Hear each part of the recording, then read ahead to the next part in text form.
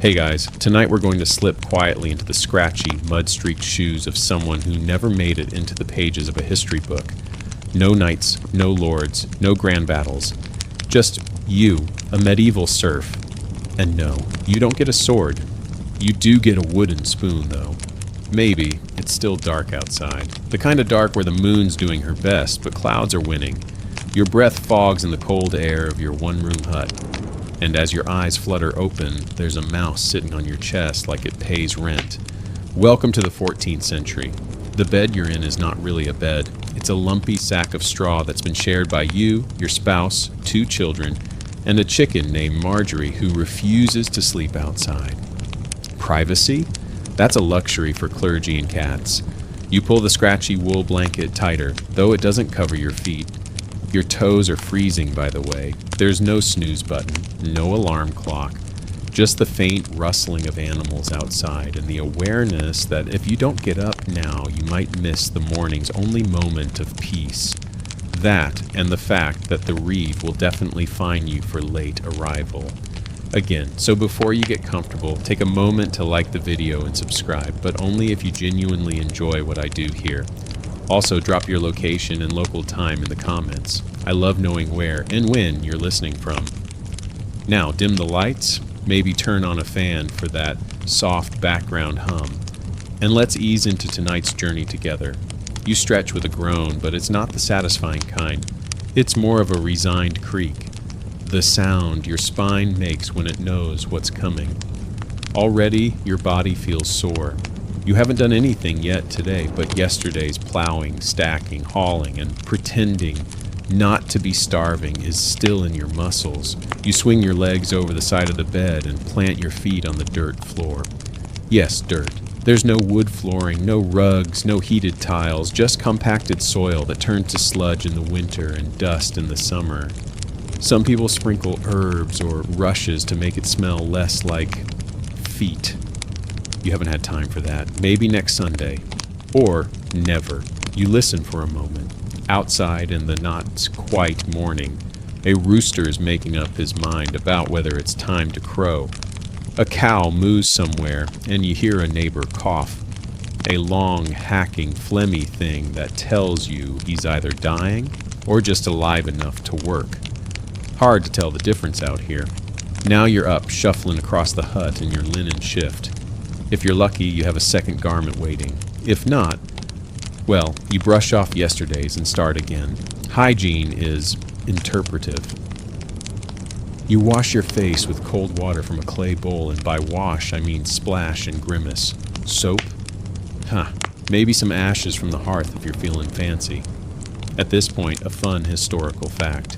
The average medieval peasant bathed maybe once a week, and that was considered impressive.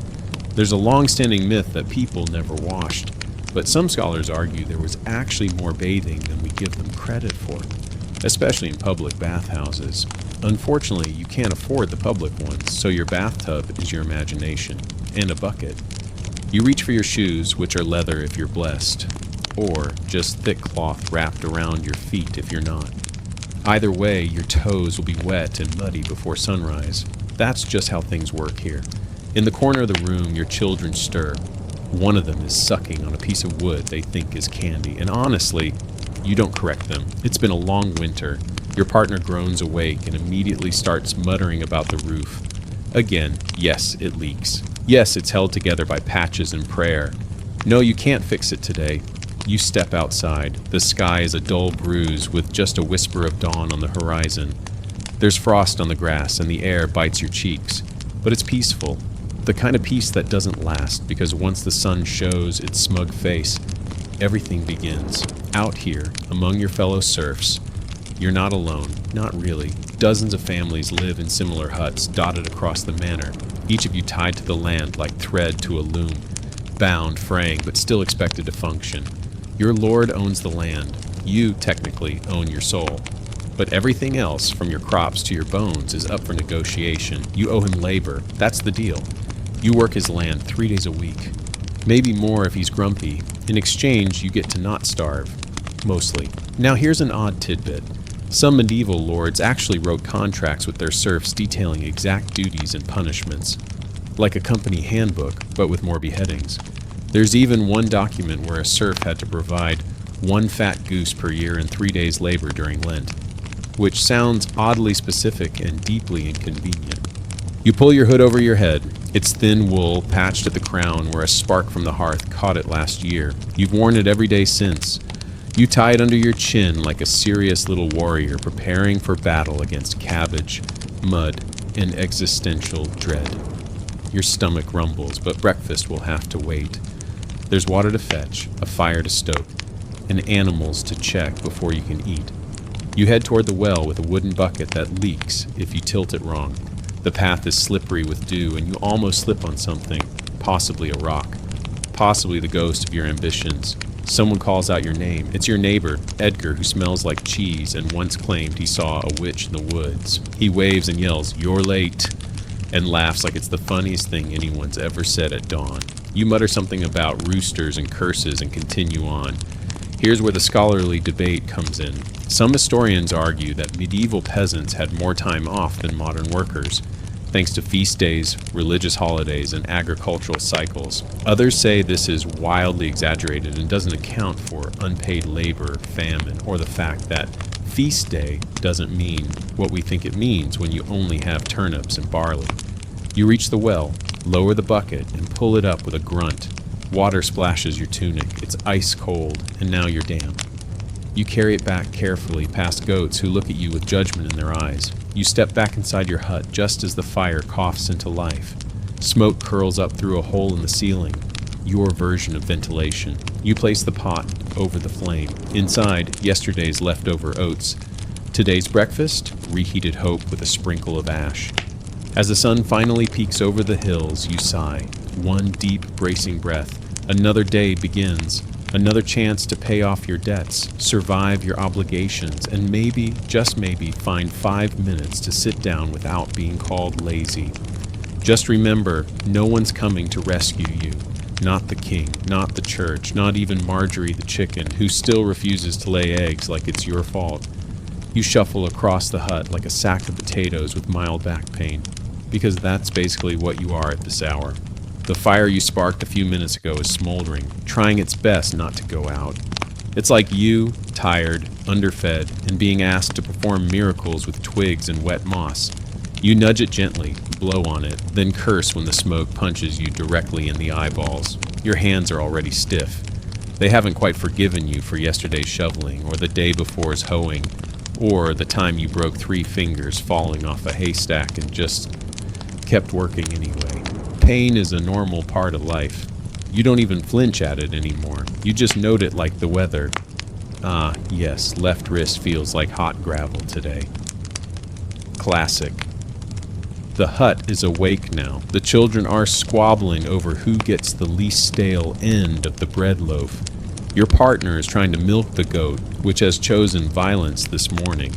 Marjorie the chicken is perched on the windowsill like she owns the place, watching the chaos unfold with smug silence. You hear another rooster crow outside. Late, lazy, probably drunk. Time to move. First stop, the animals. You trudge out into the dawn, your shoes slapping through the damp grass. The sun is slowly warming up, but right now the air bites hard and your breath comes out in visible huffs.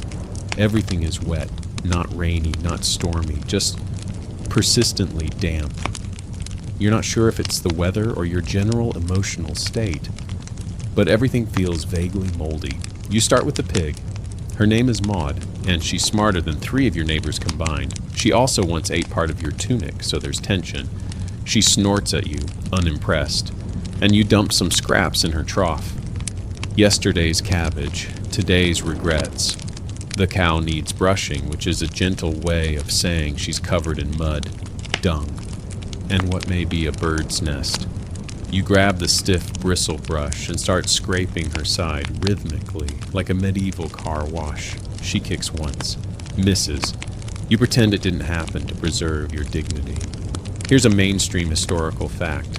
Cows were immensely valuable to medieval peasants. Not just for milk, but for dung, used as fertilizer, calves, and even as living bank accounts, assets you could trade or gift. Some families only had one cow, and protecting her was a top priority. Losing a cow could mean months of hunger or forced labor to repay debts. You check the coop. Marjorie has not laid an egg. Again, you think she might be barren or cursed or simply trolling you. Some of the fringe herbalists in the next village swear by whispering blessings to chickens. One woman allegedly read them bedtime stories. You try a stern stare instead. It does nothing. The barn is next. It's not really a barn, more like an enthusiastic shed made of half-rotten planks. And faith.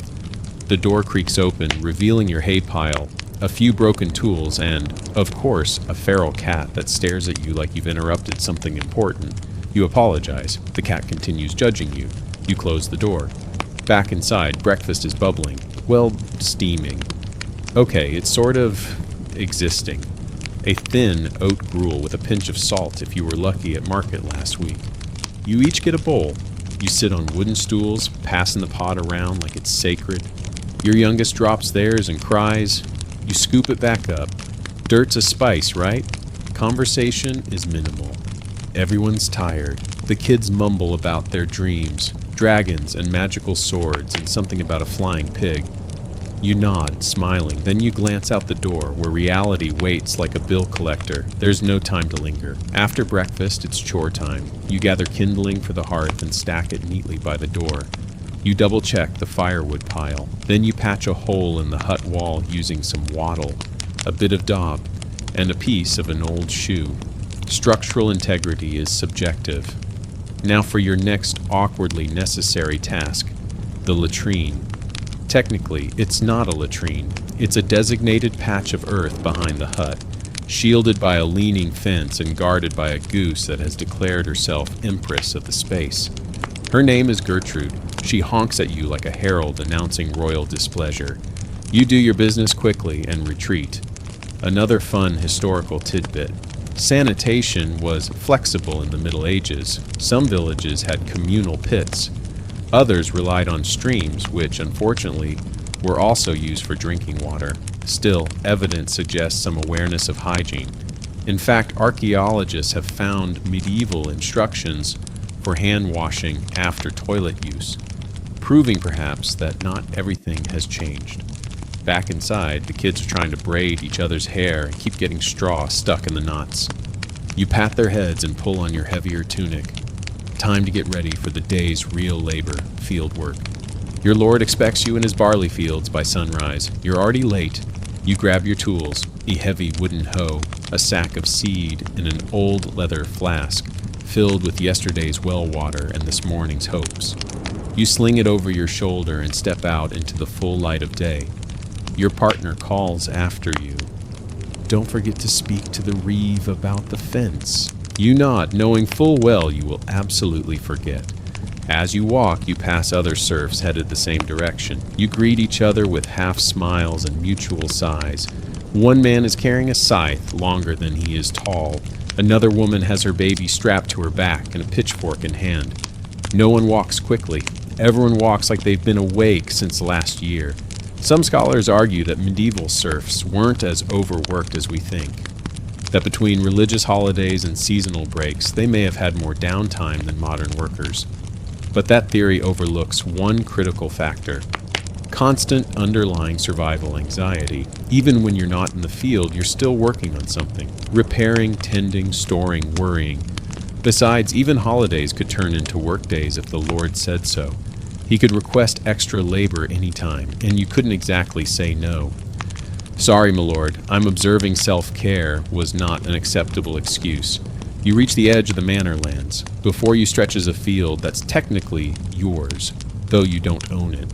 You're allowed to farm it in exchange for working the Lord's land. The soil is rocky in places, crumbly in others, and filled with roots that absolutely hate your guts. You sigh, grip your hoe, and start the shuffle down the furrowed rows. Your breath comes hard now. The cold has lifted but been replaced by a thin film of sweat that makes your tunic stick to your skin. Your feet squelch with each step because, of course, your shoes have holes. You mutter a prayer, not to the saints, but to your own knees. A neighbor passes by and says something cheerful like, "At least it's not raining." You hate him briefly. It almost makes you laugh. By mid-morning, you've already seen a molehill, a dead crow, and 2 beetles having a passionate affair on your only clean linen. You pause to wipe your forehead and stare at the horizon, thinking about nothing, everything, and mostly just bread. Bread is always on your mind. Bread is life. You once had a dream about bread that made you cry. You keep moving, you keep digging, you keep pushing forward in the cold morning shuffle, because you have to. By the time you stop to catch your breath, the sun is starting to climb above the trees. It's not high, just enough to cast long shadows and remind you that, once again, you forgot to eat a second breakfast.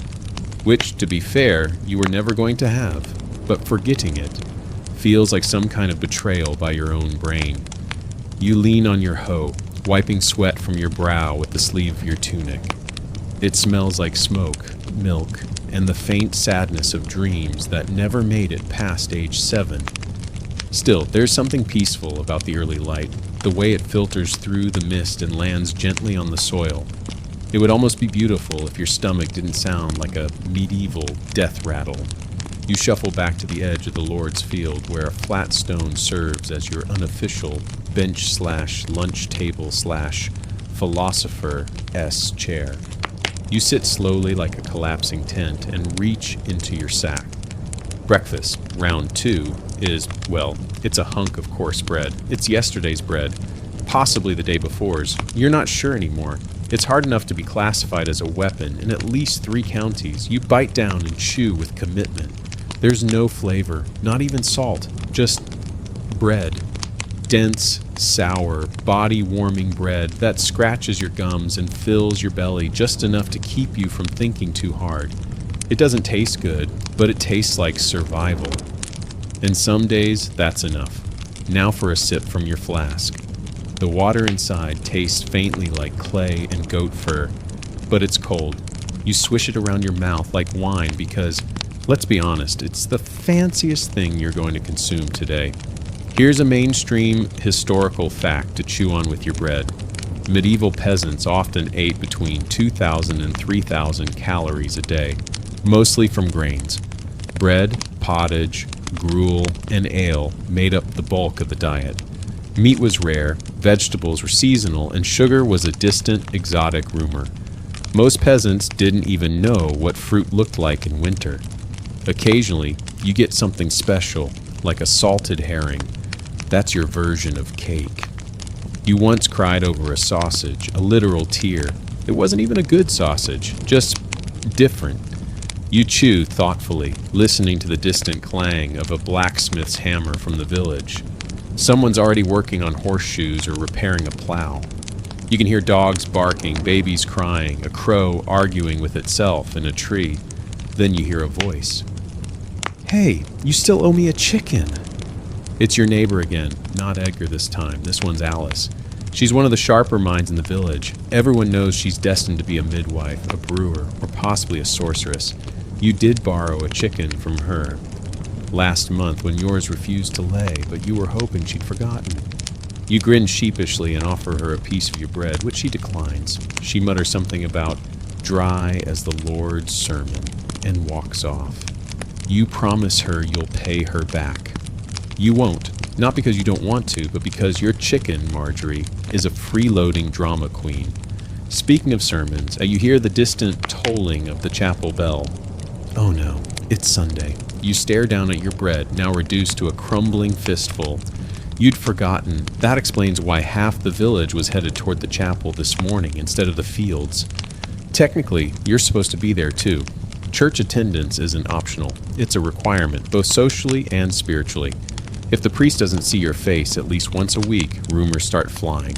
Next thing you know, someone's accusing you of being in league with woodland spirits just because your eyes twitch when you sleep. You sigh, stuff the rest of the bread in your mouth, and start walking. The chapel isn't far, maybe a quarter mile. But walking there in a hurry means dodging cowpats, stepping over uneven stones and ducking under branches like you're avoiding enemy archers. The path is lined with brambles and your tunic catches on one. You curse under your breath, then immediately repent because, well, you're on your way to church. As you get closer, you see the thatched roof peeking over the hill. The building is modest, wooden beams, tiny stained glass window, donated by someone rich in the next village. And a door that creaks like it's haunted. The priest is already outside, scowling at your tardiness like you stole communion wine. Which, okay, technically happened once, but that was Edgar's fault. Mostly. You slide into the chapel and take your seat on the splintery bench, squeezing between two elderly villagers who smell like boiled turnips and confession. The air is thick with incense and breath. It's stuffy, dark, and absolutely packed. Now here's a weird historical tidbit. Most medieval peasants didn't understand Latin, the language in which Mass was conducted. They attended church more out of obligation than spiritual clarity. Some scholars believe this led to a unique kind of folk Christianity, where official teachings blended with local myths, superstitions, and seasonal rituals. So yes, you believe in saints, but also that sneezing twice on a Tuesday is bad luck. The priest drones on. Something about humility, something about service, something about hellfire. You zone out around the part where he starts quoting a verse you've heard 1,000 times and still don't fully understand. You glance at the window. A sliver of sunlight catches the edge of your sleeve. Dust dances in the air like tiny spirits trying to escape boredom. A baby wails in the back. A sheep bleats outside. Someone to your left snores quietly. You close your eyes, not to sleep, just to rest them, and try to remember the last time you truly felt something at church. Oh, wait. It was during that Christmas sermon when someone farted in the front row, and the priest tried to pretend it was incense. Now that was a spiritual moment. Suddenly the priest raises his voice, fire and brimstone mode activated. He warns about sin. He warns about gluttony. You laugh quietly at that one. He warns about lust, envy, and missing tithe payments. He reminds everyone that God sees everything. You glance at the wall where a wooden crucifix hangs. The face of Christ carved into it is worn smooth from decades of polishing and prayer. It's not scary, it's just tired, like you. Here's your scholarly debate for today. Some historians argue that religion was the only comfort for peasants, that it gave them hope, purpose, and a sense of justice in an unfair world. Others believe it was more of a tool used by the elite to maintain order, suppress rebellion, and justify exploitation. Maybe it was both. Maybe faith did help. But so did sleep, stew, and a lucky harvest. Eventually, the Mass ends. You mumble through a few final prayers, dip your fingers in the holy water, hoping it's been changed this week, and head for the door. The priest eyes you. You nod politely. He mutters something about repentance. You smile and say something vague about soul cleansing. He seems satisfied. Outside, the air feels fresher, less judgmental. You walk back to the hut, slowly, your feet dragging just a little more than they did before. You know you have work to do still. Chores, repairs, maybe a visit to the market. But for now, you let yourself linger. The sun is higher now, warming your shoulders. You hear the distant laughter of children chasing each other through tall grass. You spot Marjorie, your useless chicken, sitting on your roof like she's the Queen of France. You sit down on a log outside your hut. Just for a minute, you think about bread. You think about God. You think about Alice's chicken. And then you sigh, because it's not even noon yet.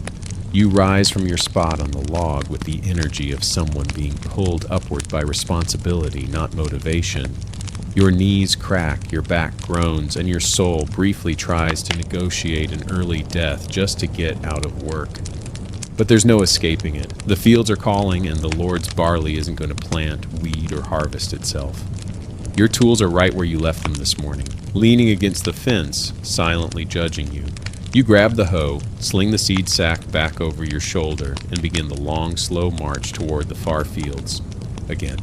Along the way, the sky begins to shift. The sun is properly awake now, bright enough to make your eyes squint, but still low enough to leave dew shimmering on every leaf and blade of grass.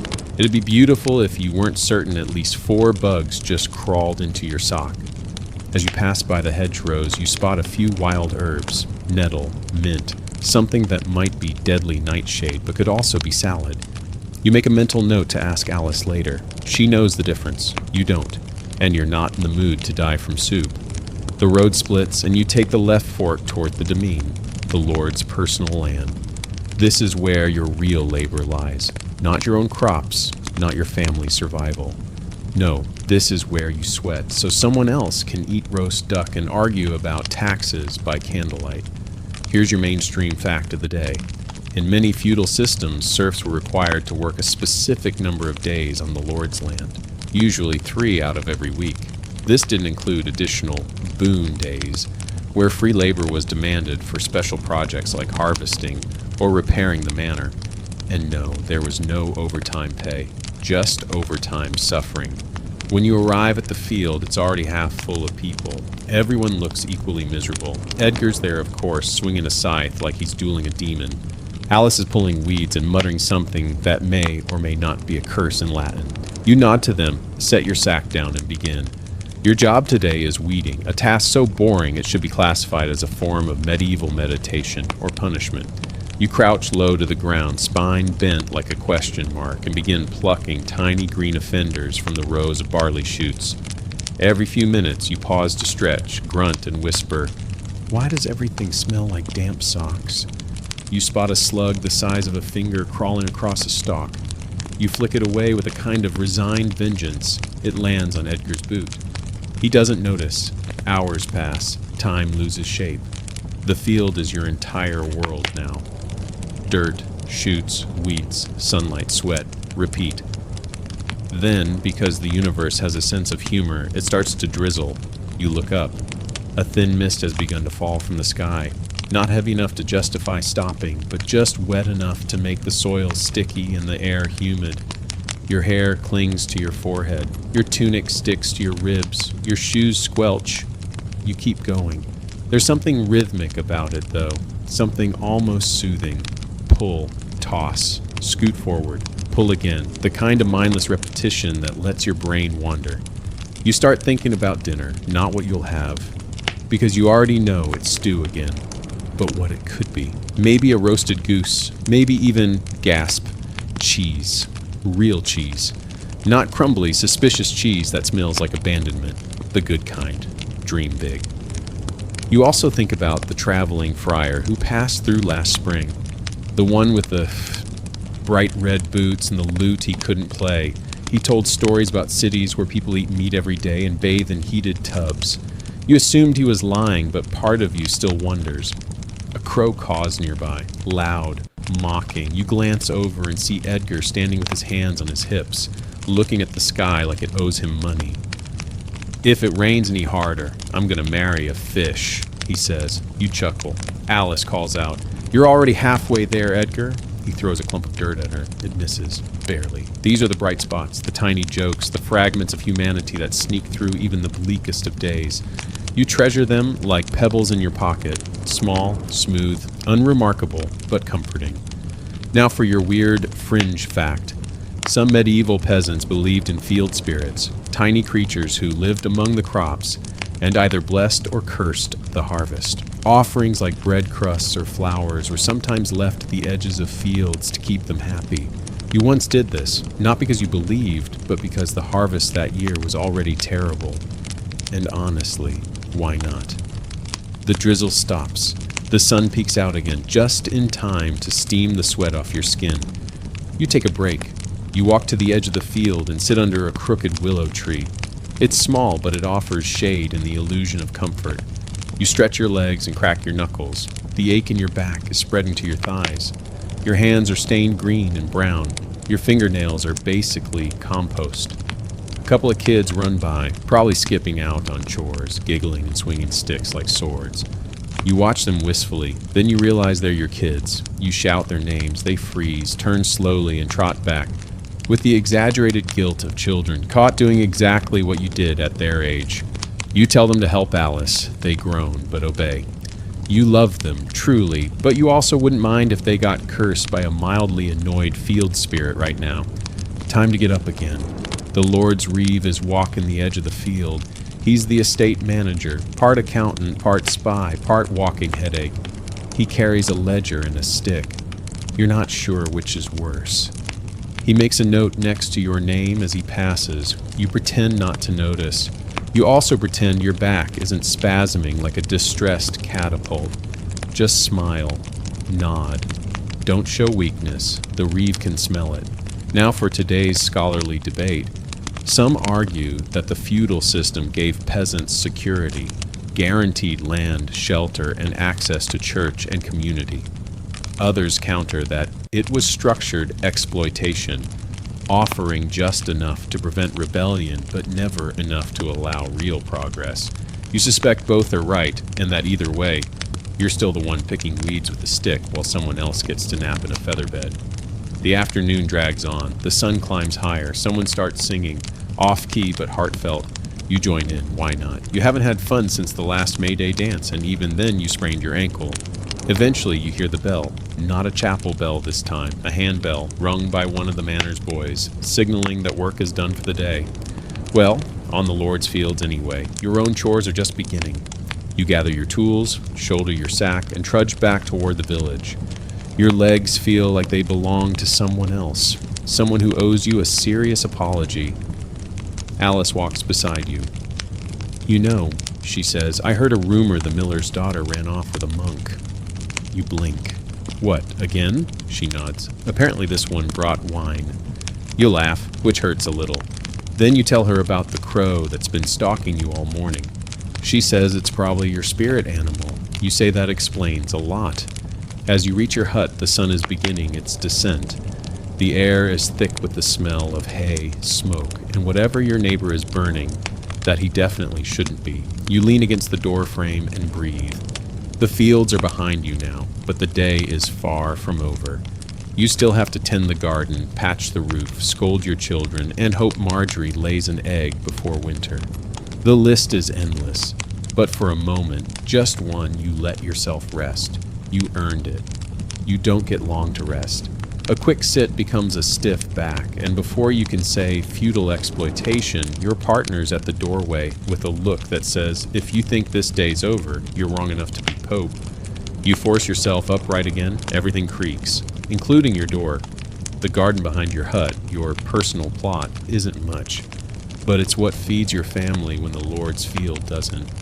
It's a strange collection of vegetables, weeds pretending to be vegetables, and at least one plant you're convinced is trying to bite you. You grab your little spade and trudge over, already itching from imaginary fleas and real sweat.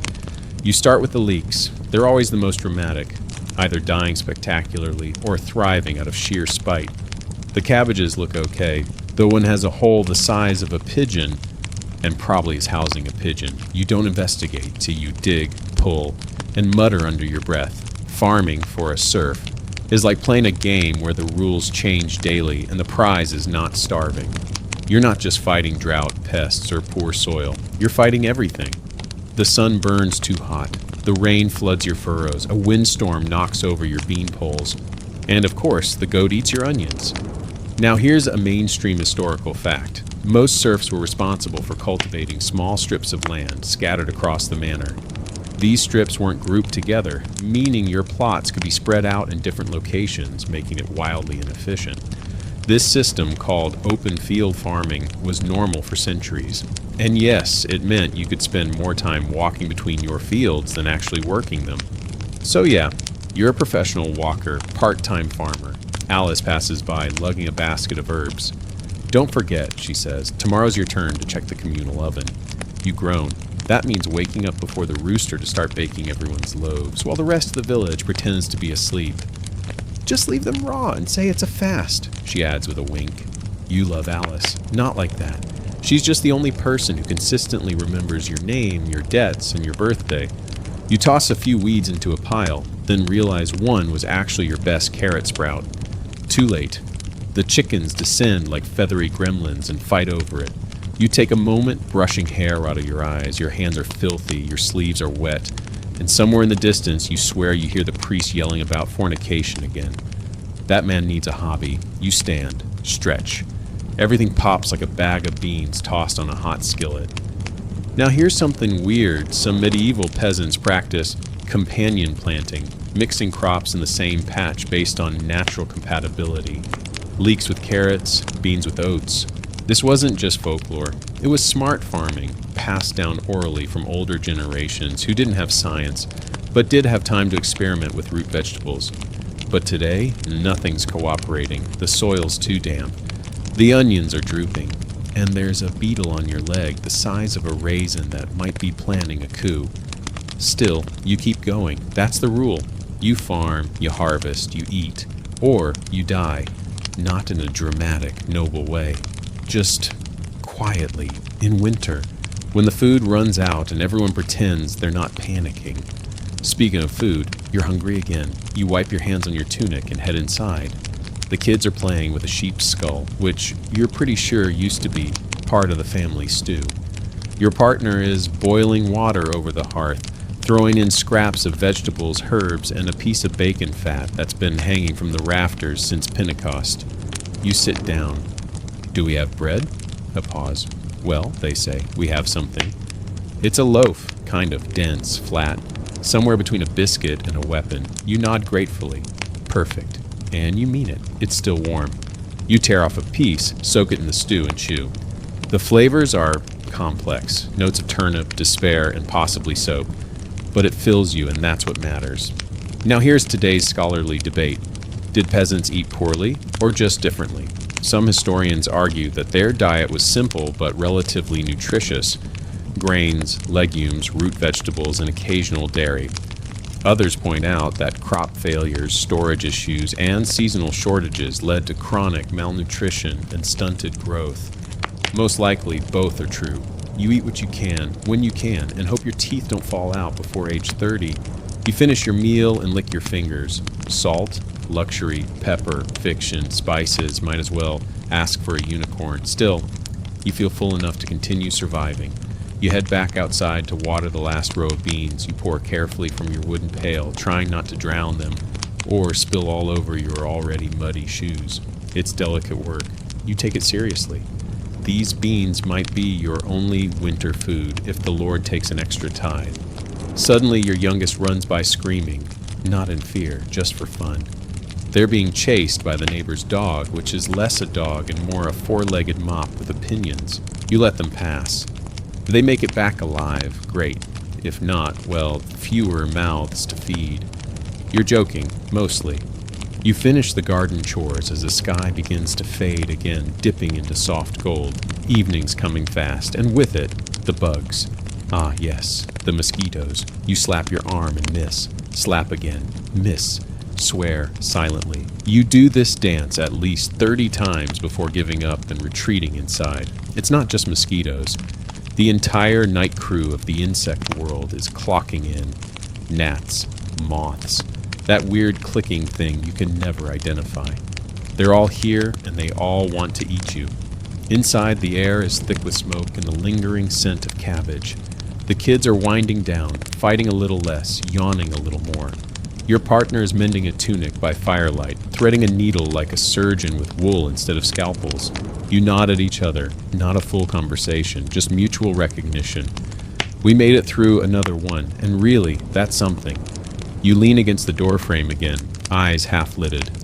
Outside, the stars are starting to flicker. No street lamps, no noise, no glow from nearby towns.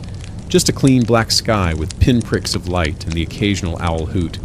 You think of your garden, of your barley rows, of the stew still stuck in your teeth. You also think of tomorrow, because farming never ends, the cycle never stops. You grow, you harvest, you plant again, until you die. And then someone else takes your plot, your tools, your life, and continues. It's not romantic, it's not epic, but it's real, and it's yours. You're not even 10 minutes into the next task, repairing a hole in the wattle fence with sticks, mud, and blind optimism, when you hear it, a cough. Not your partner's, not a neighbor's. A very specific kind of cough, sharp, shallow, performative. The kind of cough someone uses not because they're sick, but because they want you to notice them. Your stomach drops. You straighten up and turn toward the sound, dreading what you already know is coming. It's the bailiff. He's standing at the edge of your plot, like a dark cloud in a linen tunic. His boots too clean, his belt too tight, and his little book of doom clutched under one arm. His other hand rests on a walking stick, not because he needs it, but because it makes him look important. He's not technically nobility, but he's the next worst thing. Someone with power and an inflated sense of how interesting his life is. You wipe your hands on your tunic and walk toward him slowly, like a condemned man approaching a judge. Behind you, your partner mutters something that sounds like, "Not again." You manage a smile. "Bailiff," you say, not warmly, not rudely, just neutrally, like greeting a wolf and hoping it's already full. He nods back, flipping open his book. Evening. Lovely weather. Shame about your tax payments. And there it is, the medieval mic drop. You resist the urge to sigh and instead nod politely. "Yes, about that." He interrupts you by holding up a single pointy finger. "According to the records," he says, "you're behind on your wheat quota. By 3 sheaves, you blink." 3? He nods solemnly, like this is a matter of great philosophical importance. 3, which, as you know, equates to a fine of 1 day's labor and 1 chicken. You glance back toward the hut. Marjorie, your world's most useless chicken, is lounging in the doorway like a pampered duchess. You consider offering her up just to teach her a lesson. "I thought," you begin carefully, "that we agreed I would pay that next month after—" He raises the finger again. "That was a verbal agreement. And verbal agreements," he adds, closing the book with a smug thwack, "are not legally binding. Here's your mainstream historical fact for the day. The bailiff was the Lord's eyes and ears on the manor. He kept records, collected rents, enforced rules, and made sure serfs fulfilled their obligations. Some were fair, many were not. And almost all were resented." You take a deep breath. "Can I at least—" "No," he says cheerfully, "but I can offer you an alternative." You wait. "There's a repair crew assembling to fix the manor's road to the chapel. Stonework, dirty work. But if you volunteer for 2 days, we can waive your current fine." You don't speak for a second. Not because you're thinking, but because you're trying to prevent your soul from leaking out through your nose. 2 days, you repeat, instead of 1. "Yes," he says brightly, "but it's an opportunity. You'll be seen, trusted. The Lord values reliable workers." You nod slowly, the way someone nods right before they scream into a pillow for 6 hours. "Fine," you say. "Excellent," he replies, already walking away like he's blessed you with the gift of taxation itself. Now for today's weird little historical tidbit.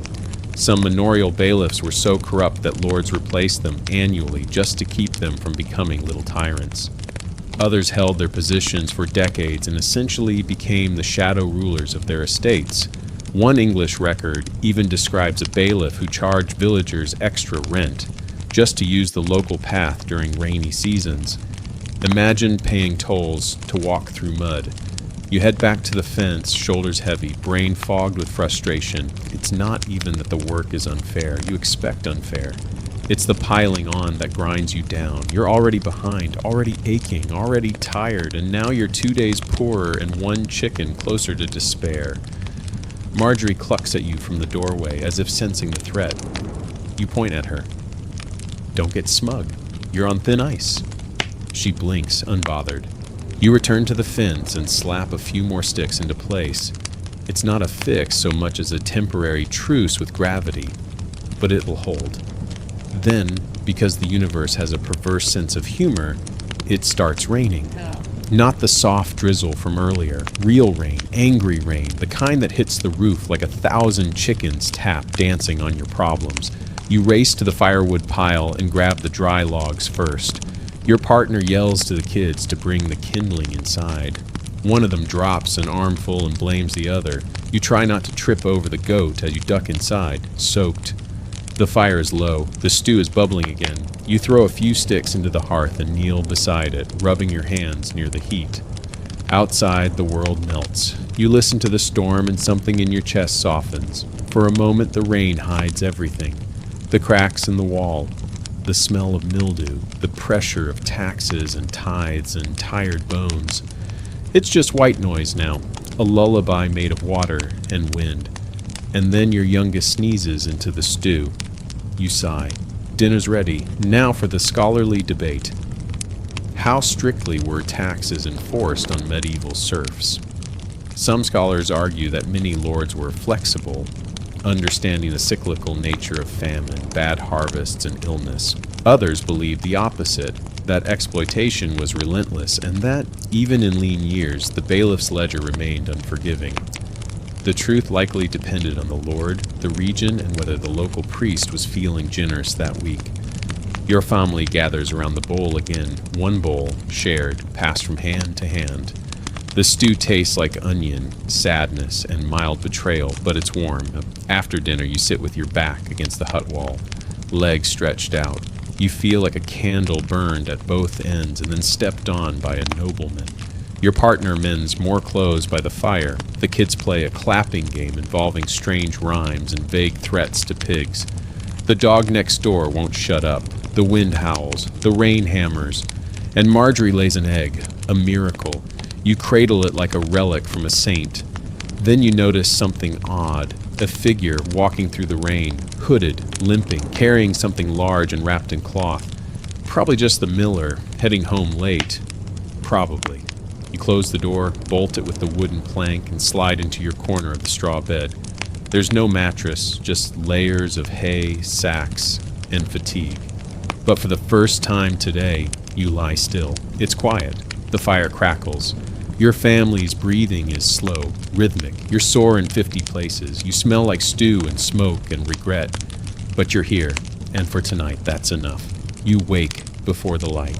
Again, not because you want to. No, your body has simply learned that if you sleep too long, it punishes you with a new kind of back pain. The kind that feels like your spine has been replaced with a rusty rake. It's still dark outside, not midnight dark, but that soft, pre-dawn gray, where you can just make out the shape of the door without tripping over a goat on your way to it. You sit up slowly, brushing straw from your tunic, and immediately step in something warm and vaguely squishy. Marjorie, she's sleeping indoors now, by choice. You sigh. Outside the wind is low and the air is thick. It smells like wet grass, wood smoke, and whatever the neighbor dumped into the stream last week. You grab your cloak, thin, fraying at the edges, and perpetually damp, and shuffle toward the barn. The barn, of course, is not a barn. It's a glorified lean-to built from spare planks and passive-aggressive nails. It has one job: keep the animals alive. And some days, it barely does that. You unlatch the door and immediately regret everything. Your cow, generously named Blessing, is standing exactly where she shouldn't be. Somehow, she's escaped her pen, knocked over a bucket, and wedged herself into a corner with the kind of indifference only a half-ton animal can manage. She stares at you like you did this to her. You set your jaw. Move, you say firmly. She chews. Move. She blinks. You shove her. She doesn't move. You curse under your breath and grab a broom to prod her backside. She takes a slow, deliberate step. In the wrong direction. You consider briefly becoming a monk, or a beekeeper, or anything that doesn't involve negotiating with livestock at sunrise. Eventually, with a series of grunts, shoves, and what can only be described as interpretive barnyard dance, Blessing moves. You relatch the gate and sit on a stool to catch your breath. Your knee throbs, your elbow stings, and something definitely just bit your ankle. Now here's your mainstream historical fact. Medieval peasants didn't just work in the fields. Livestock were crucial to survival. Cows provided milk.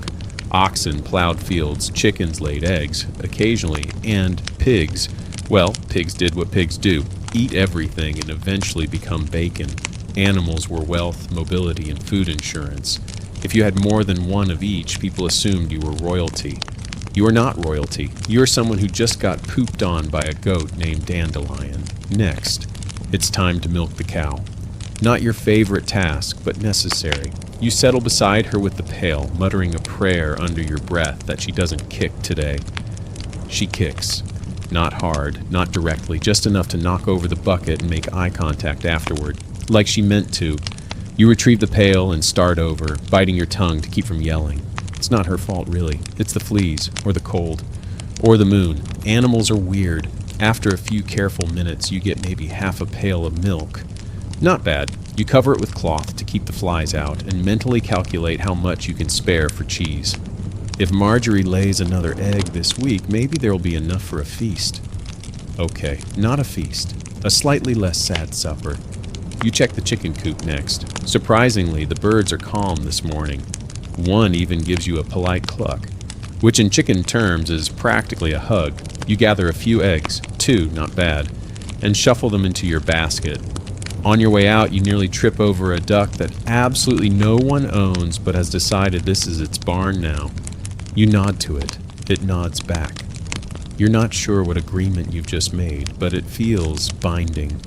Back outside, the sun is starting to rise, bleeding warm gold across the mist.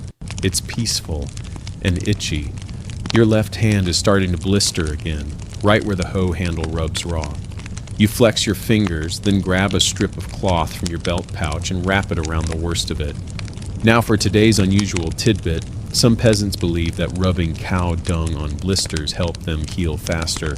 Others swore by honey or mashed herbs wrapped in linen. One even used old beer mixed with ashes. You once tried the honey trick. It worked. The cow dung? Not so much. You smelled like regret for a week. As you prepare to head back toward the hut, you hear a sound, a low, steady hum. You freeze, not out of fear, but strategy, because that sound only means one thing in the middle of summer: bees.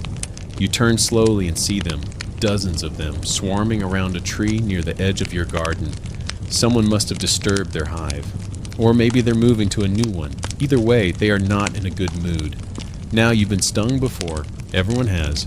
But that doesn't mean you want to reenact that experience today, especially not while holding a basket full of things that smell delicious to bees. You back away. 1 follows. You keep backing away. 2 more follow. You drop the basket and run. You've never moved this fast in your life, not during harvest, not during floods, not even during the village-wide chase after Alice's rogue pig last autumn. The bees are relentless. You duck behind the woodpile. One stings your ear. You yelp and swat. Eventually, the buzzing recedes. You peek out. They've returned to the tree. Your milk is fine. The eggs, less so. One's cracked. Marjorie will be smug about it for days. You walk back toward the hut, holding your ear. Inside, your partner raises an eyebrow. Bees again? You nod and sit by the fire. The hearth is already lit. The kids are arguing over something pointless, and the dog next door is howling like a banshee because someone walked by wearing a hat. You dip your cloth in cool water and hold it to your ear. It throbs. Your partner gently tuts and hands you a poultice. It smells like old thyme and vinegar. Now here's today's scholarly debate. Were medieval peasants miserable or just differently happy? Some historians argue that their lives are harsh but stable, grounded in rhythm, ritual, and community. Others claim the constant labor and absence of mobility made for a quietly desperate existence. Now, you think it depends on the day. Today, for instance, you were chased by bees and kicked by a cow. But you also got 2 eggs, a half pail of milk, and a quiet moment at sunrise. So, not great, but not awful. You take a few deep breaths. The pain in your ear dulls. Your blister stings. Your legs are tired. But you're cleanish, fed, and your goat didn't escape today. Outside, the sun climbs, the bees are quiet, the chickens settle, and for just one moment, there's nothing to do. No bailiff, no weeding, no beasts, no blisters, just you, the fire, and the soft sound of wind moving through the trees. It won't last, of course, nothing ever does, but while it's here, it's enough. You're about halfway through picking the splinters out of your palm, courtesy of a barn door hinge with medieval trust issues, when your partner calls from inside. You forgot market day. The words land like a stone in your gut. You blink. Look around. It's Thursday. You did forget market day. That's bad for a couple reasons. 1, you still haven't bartered for the thread your partner needs to finish mending your only decent tunic. 2, you promised Alice you'd bring back salt this week. She gets weird when she doesn't have salt. And 3, this is one of the few times you're not working someone else's field, which means you're allowed to pretend for 1 hour that you're a free person with free choices and a free will. Sort of. You grab your sack, patched, frayed, and held together with hope, and toss in 2 eggs, a small jar of yesterday's milk, and that 1 turnip that's so perfect looking it might be a decoy. You sling it over your shoulder, yell to your kids to please not let Marjorie inside again, and start the walk down the village path. The road to market isn't paved. Of course not. That would imply mercy. It's a winding strip of mud, rutted from ox carts and recently softened by last night's storm. Your shoes, already falling apart, soak through within minutes. With every step, the muck tries to claim you like a medieval quicksand monster. You soldier on. The sky is overcast, not dramatic, just tired looking, like it might rain if it remembers. The air smells like manure, moss, and overly confident wildflowers. As you trudge down the path, other villagers join you. Old Merrick limps along with a bag of radishes. Elsie is leading a stubborn goat and muttering apologies to it every few steps. Edgar has a cart full of apples and a grin that says he's either up to something or has lost a bet. The gossip starts early. Did you hear about Thomas the Miller? Ran off with a barmaid. No, ran off from a barmaid. Oh, that's less interesting. You nod along, not fully listening. Your mind is busy calculating whether 2 eggs and a turnip are enough to trade for a decent length of thread, or whether you'll have to throw in your pride. Now for your mainstream historical fact, medieval markets were central to peasant life. While much of what you needed was produced at home or shared communally, markets were vital for anything beyond the basics, like iron nails, spices, cloth, and gossip. They were often held weekly, sometimes sanctioned by the crown or church, and could be a serious social event. You crest a hill and finally see it, the market square. It's not much of a square, really, more like an open clearing with a few carts, 2 pigs, and a duck. That definitely doesn't belong to anyone. People are setting up stalls. The smell of bread baking in the communal oven wafts through the air like a blessing. Somewhere a child is crying and a dog is barking, possibly in the same tone. You head toward the thread seller first. She's seated behind a table draped in color, red, blue, brown, and that one purple shade you're not allowed to touch unless you're royalty. You point to the off-white spool. 2 eggs and a turnip, she says, before you even open your mouth. You blink. How did you... I saw your sack. Right. The turnip gave you away. You hand over your goods and take the thread, tucking it into your pouch like it's made of silver. You nod your thanks. She doesn't smile. No one smiles at market unless they're trying to sell you something or steal from you. Sometimes both. Next stop, salt. The saltman, yes, that's what everyone calls him, has a cart that smells like the ocean had a meltdown. He's leaning against it with a smirk, tossing small pouches of salt like they're coins. You approach slowly. How much? Half a cup? He asks, eyeing you. You nod. 2 handfuls of dried beans. I have milk, he considers. 3 spoonfuls for that jar. You wince, then nod. It's fair, painful, but fair. You hand it over and receive a tiny cloth bundle in return. Inside, precious white grains sparkle like treasure. You tuck it safely in your belt pouch, feeling about 10% richer and 15% hungrier. Now here's an odd historical tidbit. In some regions, salt was so valuable it was used as currency. Soldiers were even paid in salt. Hence the word salary. You once joked to Edgar that if you were paid in salt, you'd lick your wages. He tried it, instantly regretted it. You stroll through the market, not really needing anything else, but enjoying the brief illusion of choice. You touch a piece of dyed wool, smell a hunk of smoked fish, watch a blacksmith argue with a priest over whether his anvil is too loud during vespers. You overhear a conversation about a nearby village that's been having trouble with wolves, another one about a merchant who brought back candied fruit from the south, one about a woman who can predict the weather by staring at her cat. You believe that one. This is the part of market day no one talks about, the human part. The part where you remember that everyone else is also tired, overworked, and occasionally stung by bees. That you're not alone in the chaos. Now for the scholarly debate. How much agency did medieval peasants really have in markets? Some historians argue that serfs had surprising economic flexibility, able to trade and accumulate modest wealth. Others say the system was so tightly controlled by lords and guilds that true market freedom was a fantasy. Judging by the fact that you just bartered a week's milk for a thimble of salt, you're leaning toward limited agency with maximum effort. By midday, the sun finally breaks through the clouds. The square warms. People loosen their cloaks, laugh a little louder. Even the duck seems less hostile. You spot Alice near the edge of the square. She's balancing a bundle of herbs on one hip and arguing with the baker about whether his flour has been tampered with. You walk over, hand her the salt. She snatches it from you like a dragon receiving a tribute and nods once. "You're only slightly useless," she says. "Thanks," you reply. "I try." You both sit on the edge of the well. She unwraps a bit of cheese from a cloth and offers you half. You accept without question. It's strong, sharp, possibly illegal. You chew slowly. The sky is blue now. The breeze smells like earth and yeast. You rest your head against the well's edge and sigh. For a moment the weight lifts. Not all of it. Just enough to remember what life could feel like when you're not being chased by bees, taxed by bailiffs, or kicked by livestock. You could almost fall asleep right here in the square with your sack half empty and your stomach half full. But of course, you can't, because the cart track is still muddy. The sun is still sinking, and Marjorie probably found her way inside your hut again.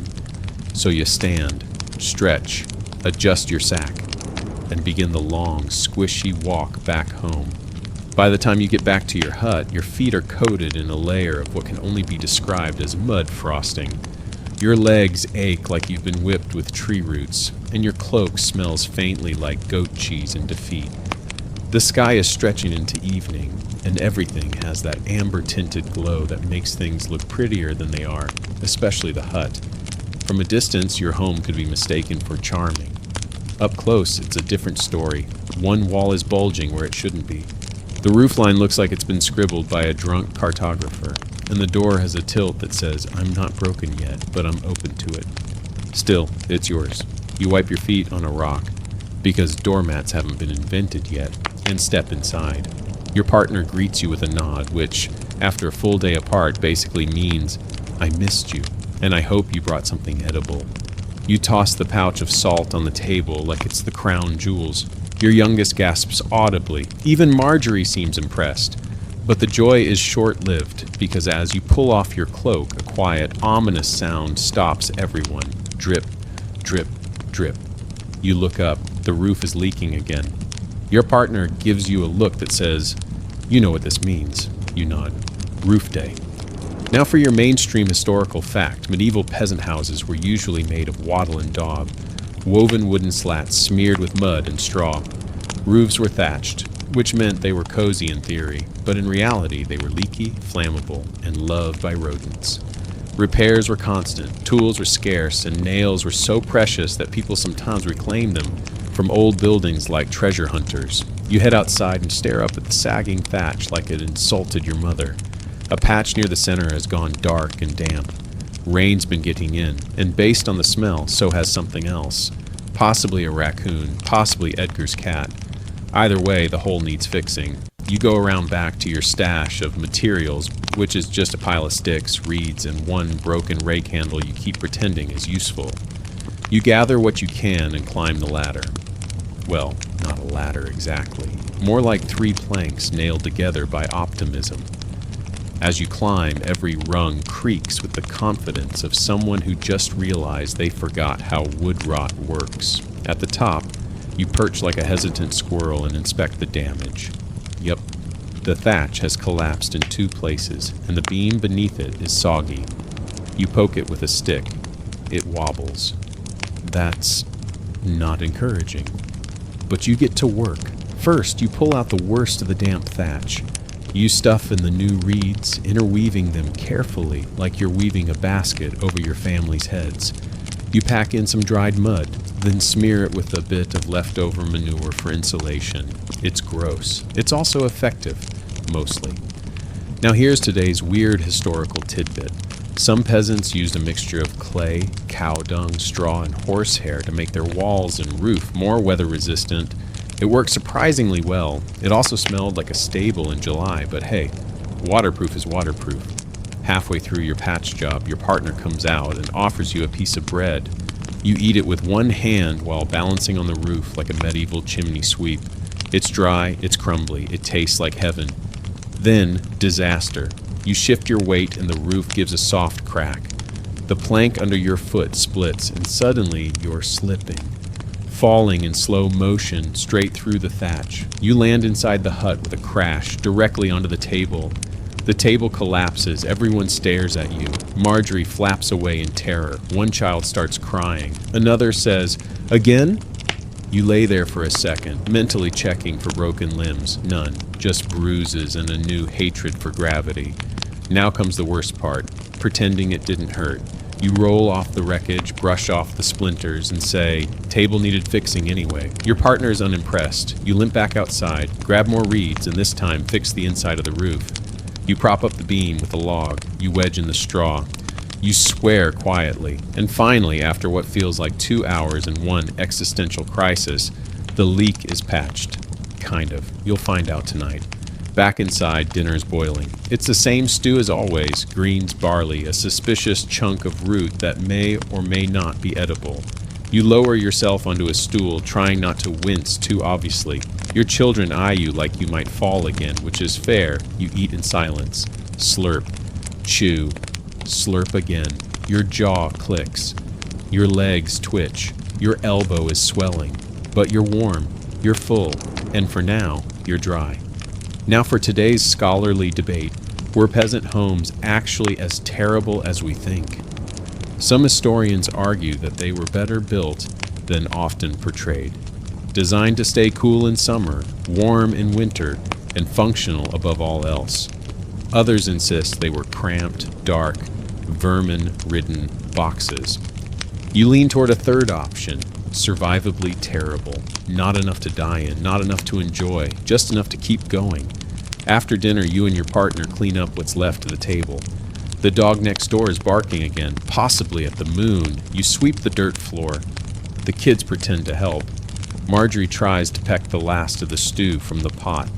Then, as the fire dies down, you sit by the hearth and close your eyes. It's quiet now. The kind of quiet where you can hear the creak of the roof timbers settling. The sigh of wind against the shutters, the breathing of your children as they drift toward sleep. You should be exhausted. You are exhausted, but a part of you, some stubborn root buried deep, feels proud. You fixed the roof. You made it to market. You didn't die from bees or fall off the ladder twice. That's something. You glance upward at the patched ceiling. A single droplet of rain falls right onto your forehead. You sigh and smile. Evening has fully settled now, the kind that wraps the entire village in a blanket of dull orange embers, with the sun dipping behind the trees like it too, wants to avoid responsibility for a while. Your hut, patched and uneven as it is, glows softly in the firelight. The smell of stew still lingers, curling through the thatch like a second-hand lullaby. You're inside now, hunched near the hearth, trying to convince your legs that they don't have to fall off just because they're tired. Your children are chasing each other with sticks that are technically firewood, and your partner's muttering something about how this stew needs more something and less sadness. You laugh, a soft wheeze of air through cracked lips. Today has been, what's the word? Ridiculous. But the kind of ridiculous that only makes sense in a world where your closest neighbor is a cow and your most reliable friend is a chicken that hasn't laid an egg in 3 days. Dinner is almost ready. Again. And yes, it's stew. Again, you don't ask what's in it. You've learned not to. But it smells okay, and that's enough. Hunger smooths out a lot of questions. You're not a picky eater. You're a survivor with a low bar. You set the table, or what's left of it. One leg's propped up with a brick. The top is still cracked from your earlier crash landing, and the surface is so slanted that bowls need to be strategically positioned or they'll slide right off. You grab the wooden spoons, one for each person, though two have splinters, and set them with something approaching care. Now for your mainstream historical fact, most medieval peasant meals were eaten from a communal bowl or pot. Families shared what they had, sitting shoulder to shoulder around the hearth. There were no multiple courses, no appetizers, and certainly no dessert, unless you count licking the spoon and imagining it was sweet. Your partner ladles out the stew. Each bowl gets a ladle and a prayer. You sit hunched on your stool and breathe in the aroma. There's cabbage in it, some barley, maybe turnip, something green and vaguely aggressive. You take your spoon and stir slowly, hoping the heat will kill whatever survived the boiling. And then you see it. A carrot, a whole chunk of carrot. You almost tear up. You can't remember the last time you had real solid carrot in a stew. Not carrot peel, not carrot water, a proper orange nugget of edible joy. You scoop it up reverently and place it in your mouth. It's soft, sweet, and tastes like victory. Or maybe just boiled vegetable. It doesn't matter. You eat slowly, trying to make the moment last. Your youngest, meanwhile, is fishing through their bowl with all the subtlety of a thief. "Is this meat?" they ask, poking at something gray. You glance over. That's a root. It smells like meat. Well, pretend. They do. They're not very good at it. Now for today's odd historical tidbit. Peasants sometimes flavored their food with what was called poor man's meat. Herbs like lovage, marjoram, and leeks that gave broth a meaty flavor without the actual meat. You've done that before. Sometimes it works. Sometimes it tastes like boiled regret. Dinner conversation is casual. Someone burps. Someone else tries to brag about how many weeds they pulled today. You debate whether the moon looks bigger than usual. Your partner insists it does. You think it's just closer to the roof because the roof is sinking. Then there's a lull, and your second child, the one with the creative streak and the terrible singing voice, asks, "Why don't we ever eat real food?" You all stop. Your partner coughs. "What do you mean by real?" "Like, what the lords eat, meat every day, spice things, cheese." You chew slowly. "Because that's not our life." "Why not?" You sigh. "Because we work the land, they own it." It's not bitter, it's just the truth, plain like the stew. But the question lingers. What is real food? Something more than roots, greens, and occasional animal accidents. Something hot with flavor, texture, surprise. You don't know. You've heard stories, dishes from far-off lands, roasted quail, candied plums, almond tarts. A friar once told you about a pie that sings when you cut into it. You assume that was a metaphor, or witchcraft. You eat the last of your stew using your crust of bread as a makeshift spoon. It's stale, cracked at the edges, and tastes vaguely of charcoal. But it sops up the broth nicely. Outside, the dog is barking again. You're starting to wonder if it's actually barking at anything, or just reliving past traumas. You sit back with your bowl empty and your belly warm. Not full. But not gnawing either. It's the sweet spot between hunger and resignation. Now for today's scholarly debate. Did medieval peasants experience food joy? Or was eating purely functional? Some scholars argue that even the poorest families celebrated meals, sharing stories, recipes, and seasonal rituals around food. Others claim that when survival is constant, food becomes fuel, nothing more. You suspect it's both. Tonight, it was mostly fuel, but that carrot was joy. The kids are done eating. One is licking their bowl. The other is trying to convince the first that they saw a mouse in the stew. You intervene before it escalates into a rodent conspiracy theory. You gather the bowls and stack them near the hearth. Washing happens tomorrow when your hands aren't made of blister and rope burn. For now, they'll soak in a pot of ash water and pretend to be clean. The fire crackles gently. Smoke curls toward the roof. You breathe deeply and lean against the wall. You're exhausted, which is normal, but it's a good kind of exhausted. The kind that comes after a day spent doing everything you had to do, even if none of it was optional. The hut is quiet now. The children are nodding off. Your partner is sewing, the needle glinting in the firelight. Marjorie has nestled herself into a pile of straw and is snoring loudly. You glance down at your feet, covered in dirt. You glance at your hands, calloused, smudged with stew. You look at your tunic, speckled with everything but fabric dye. But you don't care. You're warm, you're not hungry, you're not outside in the wind, and the roof, miraculously, is holding. It's enough. You whisper a little, thanks to no one in particular. Maybe to the carrot, and you close your eyes. Sleep comes in waves in a medieval hut. Not the gentle, uninterrupted slumber of nobility, with feather beds and chambermaids. No, your version is more like intermittent napping between goat grunts, wind howling through the walls, and the occasional thump of something unknown falling from the thatch. So when the rooster crows a little too early, or Marjorie stumbles over your foot in the dark, you stir, groan, and realize it's another day and you're still married, not that you regret it. Much. You roll over and see your partner already up, poking at the fire with the kind of disinterest that says, I've had this same breakfast 1,200 times and it still isn't good. They glance at you, tired but kind. You exchange that look, the one that means we may be stuck here forever, but at least we're stuck here together. Now for your mainstream historical fact. Marriages among peasants weren't just about love. Often they were arranged within the village based on land, labor availability, and social expectations. Romantic attraction was considered a bonus, not a prerequisite. What mattered most was survival. Someone to share chores, raise children, and not die in the middle of winter. Which, as far as love stories go, is incredibly practical and deeply unromantic. You sit up slowly, joints creaking like old door hinges, and think about your own romance story, or what passes for one. You and your partner met when you were both hauling dung. Classic. You flirted by insulting each other's turnips. Then you exchanged glances over a shared stew at a feast day and decided, yeah, I could carry water with this person for the next 40 years. And here you are. Still carrying water, still occasionally muttering about the way they stir stew too aggressively, still kind of in love, but in a low-key dirt, under the fingernails, we survived another winter kind of way.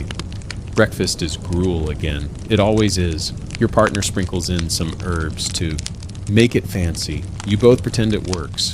Your kids argue about who gets the corner of the shared blanket. One of them claims they saw a fairy last night.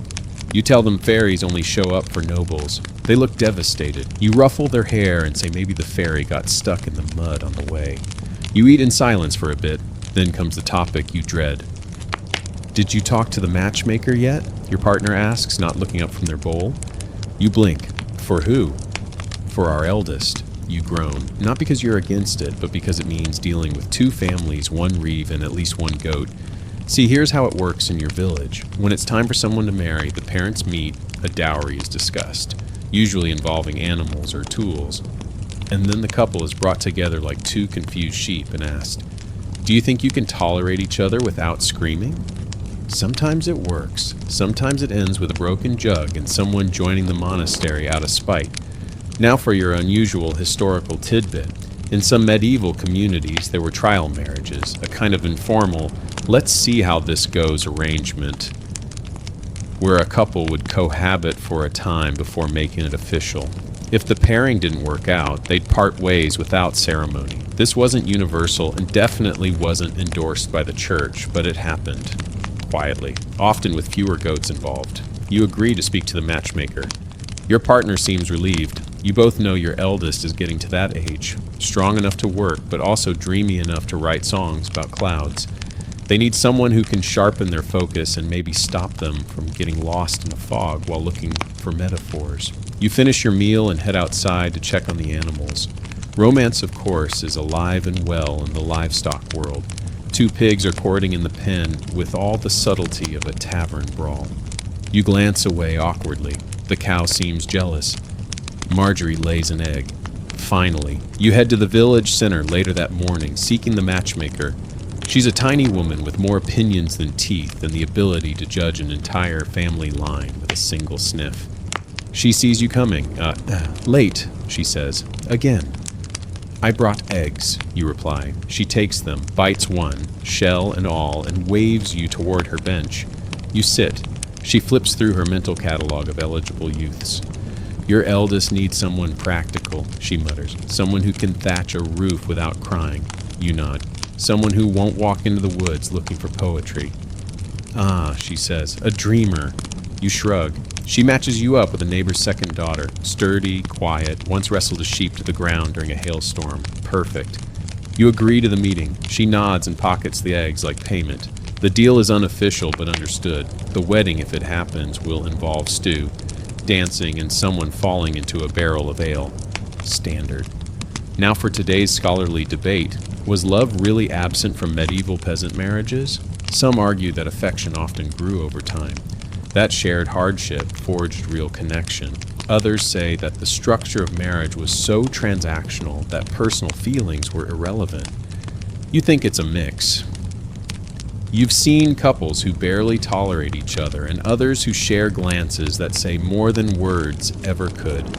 You return home to share the news. Your partner is relieved. Your eldest is mortified. She wrestled a sheep? They gasp. You nod. Successfully. They stare into the distance for a long time. Eventually they sigh and say, fine, but only if she can read. She can throw a hay fork across a field, your partner adds. Oh, close enough. Later, while the sun begins its descent, you and your partner sit outside on a log, watching the kids play. The goat eats your sock. The cow chews cud like it's her life's greatest joy. The dog next door howls again, still probably nothing there. You lean your head on your partner's shoulder. They don't flinch. That's love. Not the fancy kind. Not the kind with roses and moonlight poetry. Just the kind that survives. Just the kind that laughs when you fall through the roof and helps you climb back up anyway. You look around at the hut, the garden, the mess of children and chickens and dreams, and you think, maybe that's enough. Maybe that's all it ever really had to be. The next morning starts, as usual, with discomfort. Your neck feels like it's been wrung out and forgotten. Your hip is sore from where the floor poked you through the straw mattress. And your feet somehow are already tired before you've even stood up. You blink at the dim light leaking through the thatch. Somewhere outside, the rooster is once again wrong about the time. You sit up and immediately spot it. Your youngest has drawn something on the wall with a charcoal stick. It's supposed to be a tree. It looks more like a very angry squid. Did you thank the saints before drawing? You ask. They nod solemnly.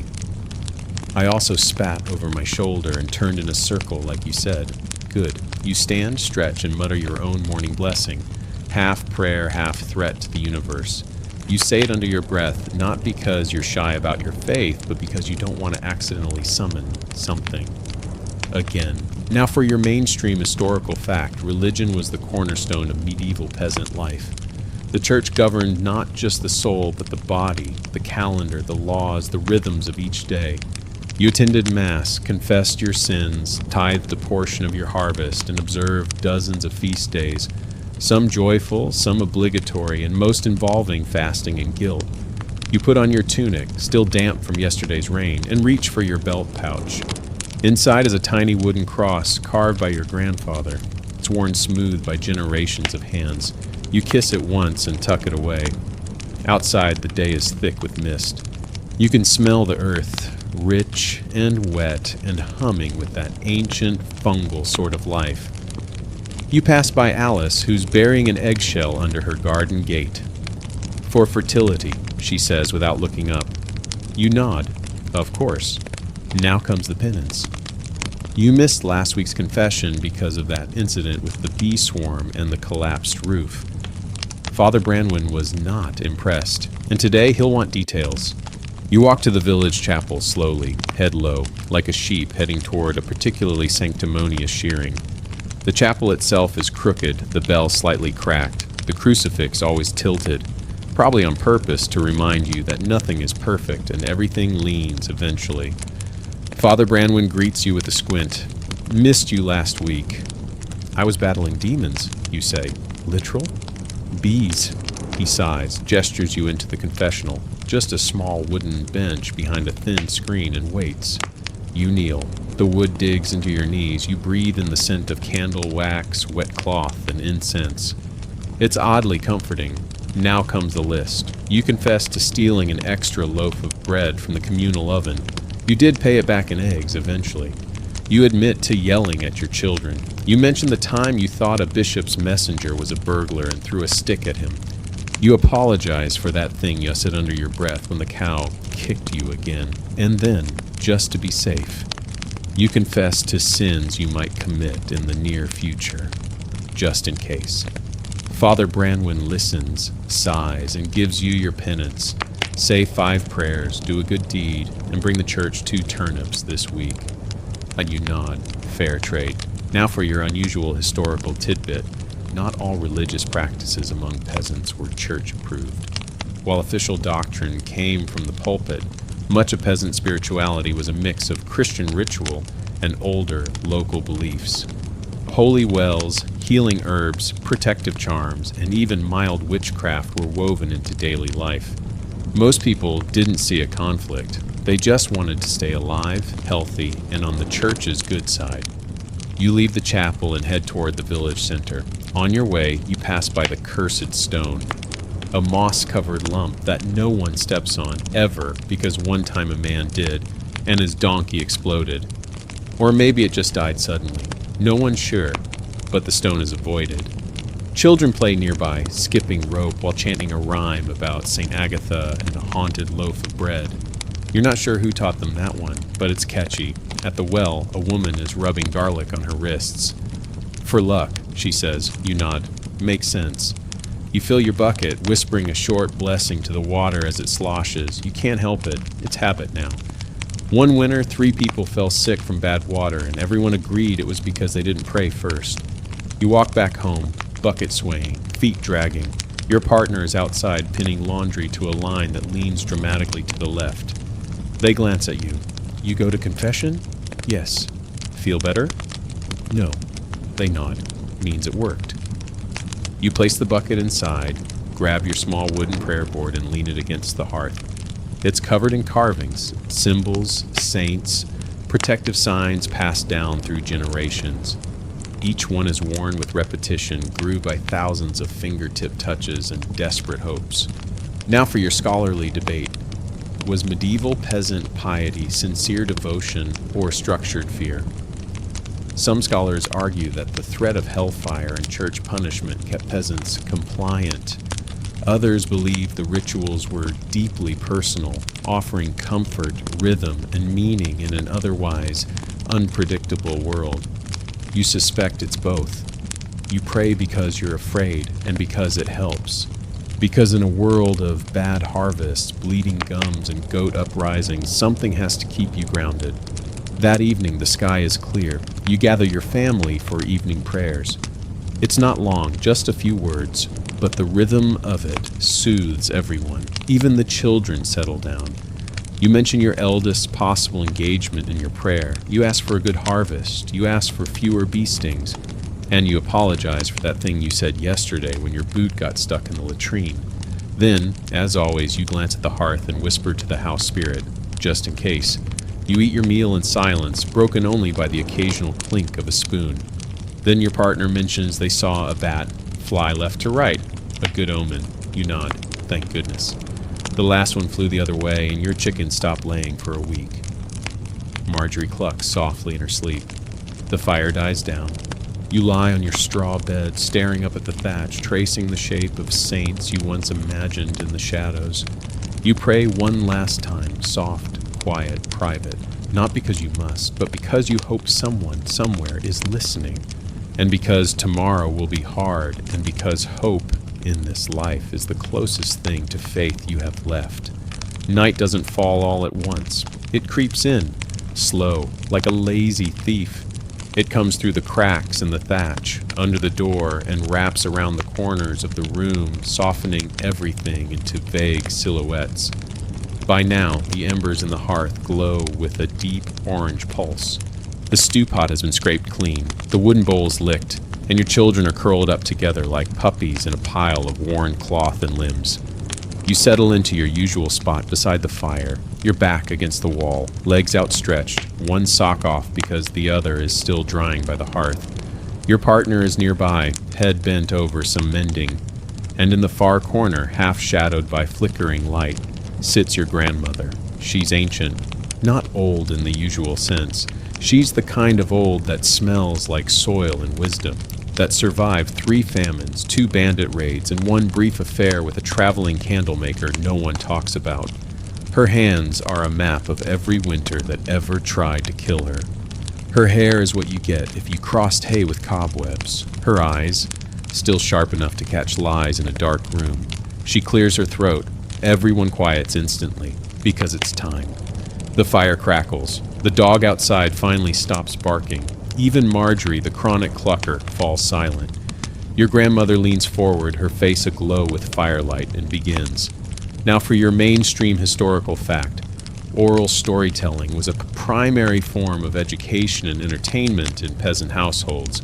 Most people couldn't read, but they knew stories. Folk tales, religious legends, family histories, and cautionary parables passed down from elder to child across generations. These stories weren't just pastimes, they were cultural glue, binding families and teaching survival through myth. Tonight's tale begins with a storm. "A long time ago," she rasps, "before this village had a name, before the fields were carved from forest, there lived a boy who could talk to trees. Your children lean in, eyes wide. He'd sit under an old yew and listen. The branches whispered secrets, and the trees, they liked him, see. They told him where the best nuts were, where the foxes were hiding, even where to dig to find spring water when the summer dried up the land." You exchange a glance with your partner. You've heard this one. It's a favorite. "But one day," she says, her voice dropping to a hush, "a stranger came through the woods. A merchant," they said, with hands too clean and eyes that didn't blink right. "He heard about the boy and offered him a silver coin to lead him to the yew." Your oldest gasps quietly. Silver is serious. "The boy agreed. Greed makes fools of good hearts. He took the coin and brought the merchant to the tree. And that night, the yew caught fire." Your grandmother pauses, letting the words hang in the smoke. One of your children clutches a sibling's hand. "No one knew why it burned," she continues. "Some say the merchant lit it. Some say it was the sky, angry at betrayal. But the tree was gone by morning. And so was the boy's voice." She leans back, satisfied. "No one heard him speak again. But the forest still remembers. So if you ever take a shortcut through the woods and the wind sounds like whispering, don't answer, just walk faster." She chuckles, dry as straw, and picks at her teeth. One of your kids whispers, "I'm never going into the woods again." "Good," she says, smirking. "Now for your odd historical tidbit. In some parts of medieval Europe, yew trees were considered sacred. People believed they housed spirits, or even the souls of ancestors, and cutting them down could bring curses. It wasn't uncommon for villagers to leave offerings at their roots, especially during seasonal festivals. You've done it. Once, just in case." The stories continue. Next, she tells of a woman who caught a fever and woke up speaking in rhyme. Then one about a child who grew mushrooms from their feet after sleeping in the wrong meadow. And of course, the classic tale of the talking goat who tricked the entire manor into eating its own cheese. That one gets everyone laughing, especially Marjorie, who clucks in what might be amusement. As the stories wind down, the firelight dims. The hut grows quiet again, except for the occasional scratch of a mouse behind the wall or the flutter of a moth near the flame. You feel the itch before you see it. Fleas. You scratch your ankle, sighing. Someone else across the room scratches too. It's a symphony of low-key misery. Now here's your scholarly debate. Were fleas and lice just accepted facts of life? Or did peasants try to fight them? Some scholars argue peasants viewed pests as inevitable, with little effort made to remove them. Others suggest a wide range of folk remedies, herbs, ashes, smoke, and grooming rituals were used to minimize the itch. You know for a fact that your partner has an ongoing war with your straw mattress involving mint leaves and persistent denial. You reach under your tunic and pick out one tiny offender, flicking it into the fire with triumphant satisfaction. One down, 700 to go. Your partner whispers, "It's not biting me, because you smell like garlic and vengeance." They grin. Works every time. You shift under your blanket, trying to get comfortable. It's hard. The straw pokes you. The warmth of the fire is fading, and someone just kicked you in their sleep. Probably your youngest. They do that. You briefly consider moving them to the goat shed for character development.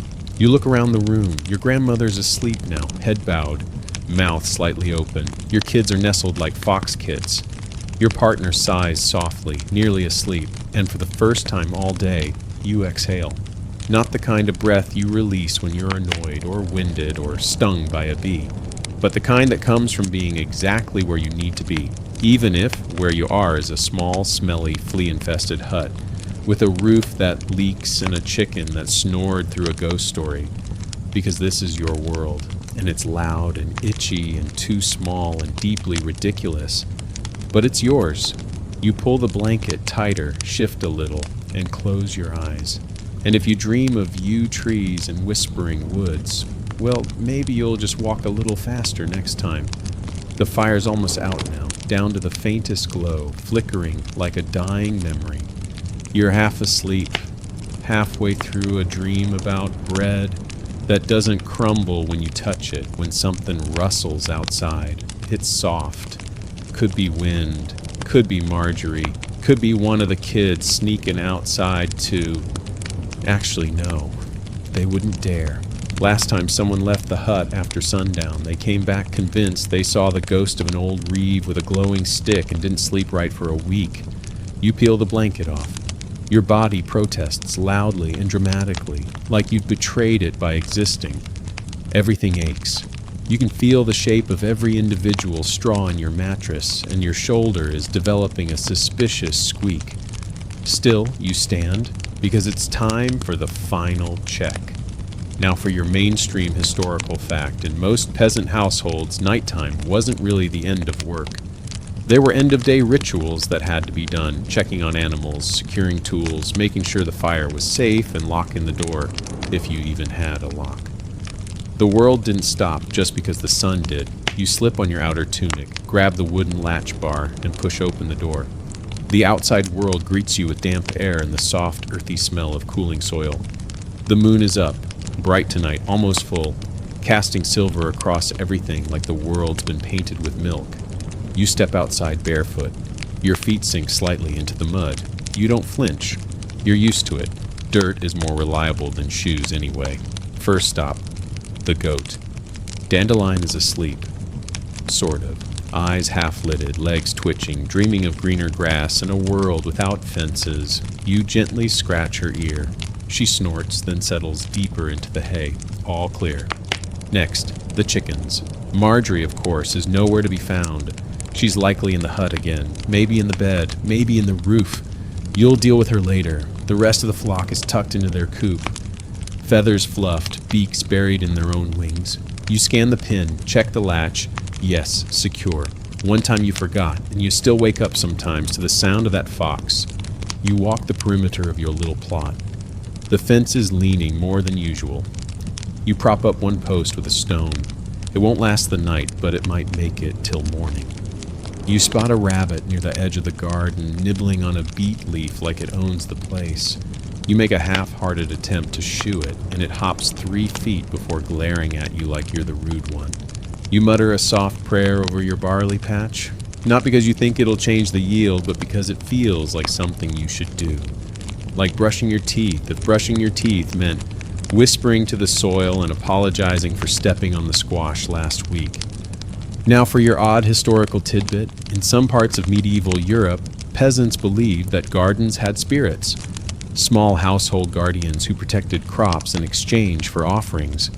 A piece of bread, a ribbon, even a song. Some people claimed if you didn't honor them, your beans would grow crooked. You believe that. Your beans are basically pretzels. You move to the shed next. It's more of a lean-to, really. Inside are your tools: hoe, scythe, 2 broken rakes, and something that might have once been a shovel before it lost the will to live. You hang the scythe, stack the hoe, and carefully place the smaller tools in a basket. You close the shed door slowly. It still creaks, loudly, like it's in pain. You promise for the 1,000th time to fix it this week. Finally, you make your way to the front of the hut. There's no actual lock on the door, just a heavy wooden plank that drops into 2 grooves. It's basic, but it works. You slot it into place with a thump and feel, for the first time all day, a sense of finality. Now for today's scholarly debate. Were medieval peasants constantly afraid of the night? Some researchers argue that the darkness was filled with superstition, spirits, thieves, curses, making it a time of dread. Others say that while nighttime was treated cautiously, it was also a time of rest, intimacy, and reflection. You agree with both. You feared the dark, and you've loved it, sometimes on the same night. You stand still for a moment, just breathing. The stars are out in full. You don't know any of their names, but you've been watching them long enough to have nicknames. The cluster near the oak tree is the spoon. That one up high that blinks a lot. Father Branwyn's eye. The one by the edge of the sky that always disappears when you look right at it. The liar. You say goodnight to them, because why not? Inside the hut is warm again. Someone stirred the fire. Your partner, probably. You hear the soft rustle of fabric, the muffled cough of your youngest, the unmistakable sound of Marjorie shuffling into the hay pile like she pays rent.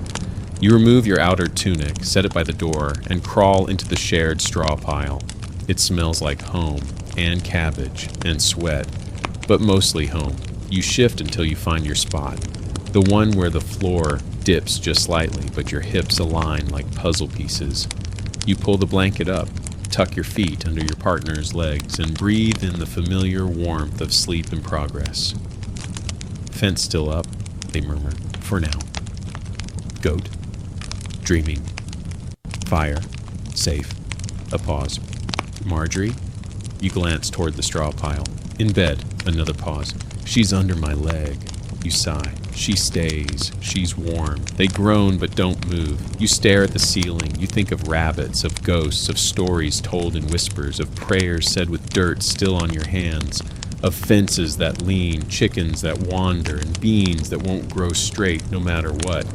You think about how much you've done today, and how much you'll do tomorrow, and how somehow, despite everything, you're still here, still breathing, still loving, still hoping. And for a peasant, that's the final check. Everything where it should be, as much as it can be. You close your eyes, whisper one last thank you to no one in particular, and let the night take over. You drift finally into a kind of half-sleep, one where your body knows it's time to rest, but your mind still hums with the buzz of a long day. The fire crackles in the corner, the soft murmur of your family's breathing lulls you closer to slumber, and the occasional rustle of the straw in your bed feels like a distant, comforting noise. Then, of course, there's the rats. You're not sure how long they've been living in the walls. Weeks, months, maybe longer. They don't come out often, just enough to remind you that they're there. Every so often you hear them scurrying behind the wall, their tiny claws tapping like the drumbeat of some unseen parade. When you wake up in the middle of the night, you listen for them, pretending you're not listening. But you are. You always are. And tonight, it's no different. You lie still, pretending you're asleep, hoping they won't get any ideas about the last scrap of bread you forgot to hide. You reach out slowly, feeling for the sack of grain you stored under the edge of the bed, making sure it's secure. You don't know why you do this. There's no way for the rats to open it. But something about knowing it's safe settles your nerves. The sounds outside are quiet now. The wind has died down, the night is still, and all that remains are the occasional sounds of the world around you. A distant owl hooting, the rustle of the trees, the gentle breathing of your family. But the rats, they're always there, aren't they? Now for your odd historical tidbit. Rats, while notorious for their association with filth and disease, were often present in medieval homes, particularly in rural areas. Peasants were known to trap them in grain stores or under floorboards, using the occasional cat to help keep them in check. Despite this, rats had a certain status. As survival companions, if they didn't invade the food supply too badly, they were more or less tolerated. You have a similar arrangement with Marjorie the chicken, though you don't think she'd offer the same level of support. You try to settle deeper into your bed. The weight of your body presses down on the straw, making it a little more comfortable. The blanket, though rough, is warm now. Your partner is softly snoring beside you, and you feel their warmth against your side. The children are curled in their own little pile, their limbs tangled like overripe vines. There's a peace in this, in knowing that everyone you love is close by, in knowing that the world outside, with all its dangers and hardships, is safely out of reach for the moment. You close your eyes, feeling the exhaustion pull you under like a slow tide. But sleep is always a complicated affair in a world like this. It's never just sleep. It's a battle between the body and the mind, between the desire to rest and the nagging worries that crawl like shadows across your thoughts. Is the roof still holding? Did I leave the fire too high? What if the chickens are cold? You sigh softly, trying to let go of these thoughts. There's no point in worrying now. The work is done for the day. The animals are fed. The roof may leak, but it will still stand. The thoughts come and go in waves until, finally, the exhaustion takes over. You slip into a deep, dreamless sleep. But sleep, as you know, is not always a peaceful thing. It can be full of nightmares, too. Fears you try to forget during the day, but can't escape when the night grows quiet enough. Sometimes you dream of wolves hunting, of floods drowning the fields, of the bailiff's knock at the door demanding more than you can give. Other nights you dream of simpler things, of running through the fields with your children, or sitting by the hearth with your partner, the soft glow of the fire warming your face. But these dreams are rare. You rarely remember them in the morning. And then, there's the dream you always have. The one where you're a child again, standing in a field you don't recognize, the sun too hot on your skin. Your parents are standing beside you, but when you turn to look at them, they vanish. You're alone, lost in the wheat, and the wind whispers promises you can't quite hear. You wake with a start, heart pounding. The rats have stopped for now. The fire has gone low. The world is quiet again. You reach out instinctively, finding the warmth of your partner beside you. The children's breathing is steady. The house is still standing, at least for the moment. The animals are asleep, safe in their pens. And despite the dreams, despite the worries and fears that claw at your mind like rats in the walls, you know that you're still here. You're still alive. For one more day. You settle back into your bed, pull the blanket over your head, and wait for sleep to take you once more. You don't fight it. Not anymore. Not tonight. And in the morning you'll wake again. With the dawn, with the rooster's crow, with the same chores, the same struggles, and the same promises to survive. But tonight, in this brief moment, you find peace. You find rest. And as the last flickers of firelight die down, you drift back into the kind of sleep you need. Deep, tired, and filled with the quiet hum of a world that doesn't care whether you're ready for tomorrow or not.